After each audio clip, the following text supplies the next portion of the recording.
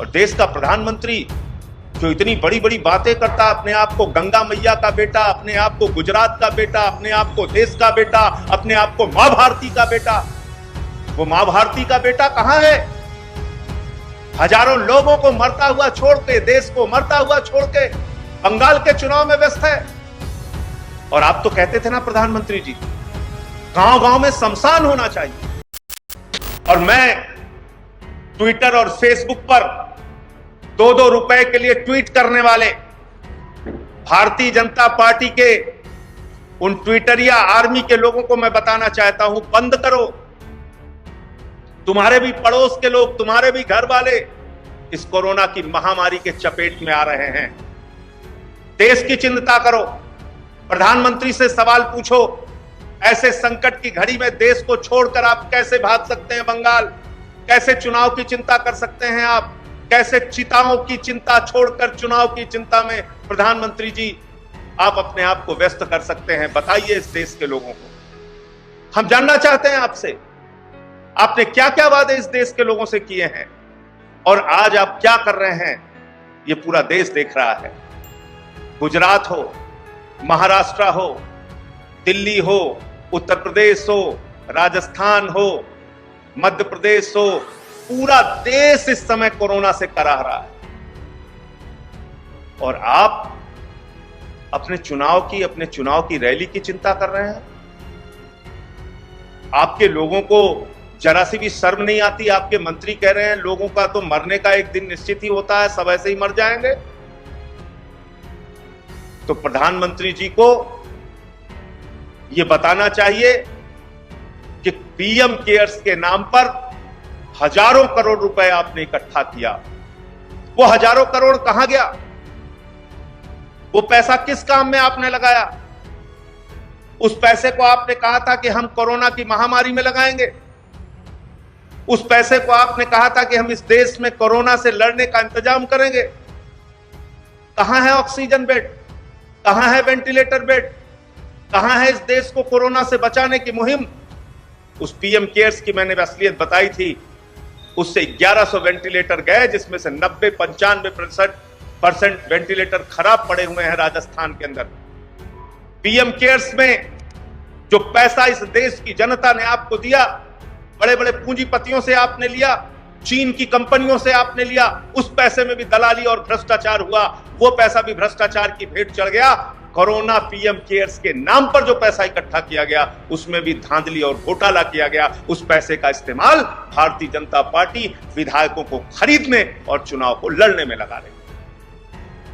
आपने 10-10 करोड़ रुपए 2 साल की सांसद निधि काट ली सांसदों की, जो उनके क्षेत्र के विकास के लिए थी। वो 10-10 करोड़ रुपए कहां खर्च किया प्रधानमंत्री जी आपने? 8,000 करोड़ रुपए का हवाई जहाज खरीद लेते हैं आप अपने लिए, लेकिन इस देश की जनता के लिए एक ऑक्सीजन का सिलेंडर और वेंटिलेटर उसके लिए नसीब नहीं है। उसके लिए कोरोना की एक छोटी सी गोली नसीब नहीं है, उसके लिए एक बेड का इंतजाम नहीं है। और देश का प्रधानमंत्री जो इतनी बड़ी बड़ी बातें करता, अपने आप को गंगा मैया का बेटा, अपने आप को गुजरात का बेटा, अपने आप को देश का बेटा, अपने आप को मां भारती का बेटा, वो मां भारती का बेटा कहां है?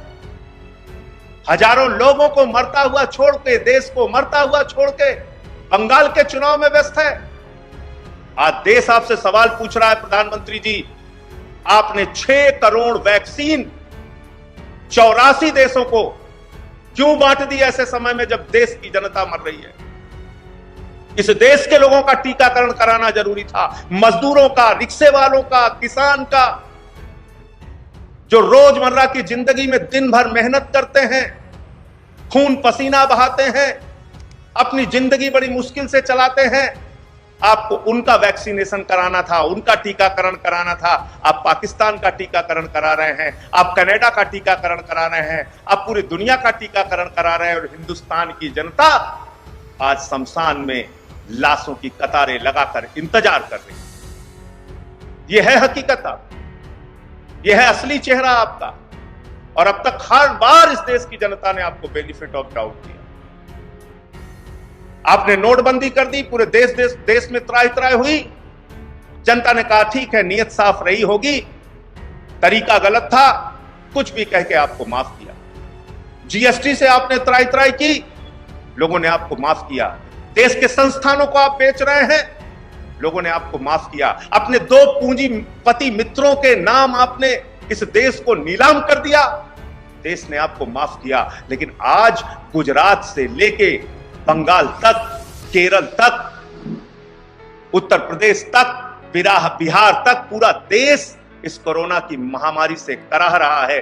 शमशानों में लाशें बिछी हुई हैं और आज इस देश को अनाथ छोड़ के, आइसोलेशन में छोड़ के आप बंगाल के चुनाव प्रचार में लगे।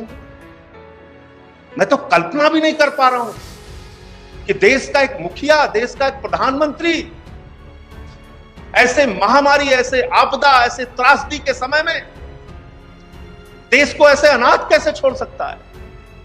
मैं तो कल्पना नहीं कर पा रहा हूं कि सूरत से जो तस्वीरें आ रही हैं, अहमदाबाद से जो तस्वीरें आ रही हैं, उत्तर प्रदेश के लखनऊ से जो तस्वीरें आ रही हैं, वाराणसी के हरिश्चंद्र घाट से जो तस्वीरें आ रही हैं, उसको देखकर कोई देश का प्रधानमंत्री अपना मुंह कैसे मोड़ सकता है? कैसे मोड़ सकता है? डॉक्टर्स की जान जा रही है। मेरे परिचित डॉक्टर का सगा भाई, अपने भाई को 40 साल का उसका भाई, कल उसकी डेथ हो गई, नहीं दिला पाया वेंटिलेटर का बेड। उत्तर प्रदेश के मंत्री लिख रहे हैं, उत्तर प्रदेश के सांसद लिख रहे हैं, उत्तर प्रदेश के विधायक लिख रहे हैं कि कुछ कीजिए। आदित्यनाथ जी स्वयं कोरोना की चपेट में आ गए हैं, कौन देखेगा उत्तर प्रदेश को? प्रधानमंत्री जी, यहां की जनता ने आपको 73 सीट, 65 सीट दिया, कुछ तो चिंता कर लीजिए उत्तर प्रदेश के लोगों की। आइए, हस्तक्षेप कीजिए उत्तर प्रदेश को बचाने के लिए। आपकी सरकार बनाने में यहां की जनता ने लाइन लगा के वोट दिया है। जिस जनता ने आपको लाइन लगाकर वोट दिया, वो जनता आज शमशान पे लाइन लगाए हुए है। वो जनता आज अस्पतालों में लाइन लगाए, वो जनता जांच सेंटर पे लाइन लगाए, वो जनता आज ऑक्सीजन के एक सिलेंडर के लिए लाइन लगाए हुए है, एक इंजेक्शन के लिए लाइन लगाए हुए हैं, अपने परिवार के किसी पीड़ित व्यक्ति की जान बचाने के लिए लाइन लगाए हुए हैं। और आप तो कहते थे ना प्रधानमंत्री जी, गांव गांव में शमशान होना चाहिए। वाह रे प्रधानमंत्री जी, आपका सपना पूरा हो गया। इस तरह के वायरल वीडियोस और देश और दुनिया की तमाम बड़ी खबरों के लिए जुड़े रहें अंधभक्त के साथ।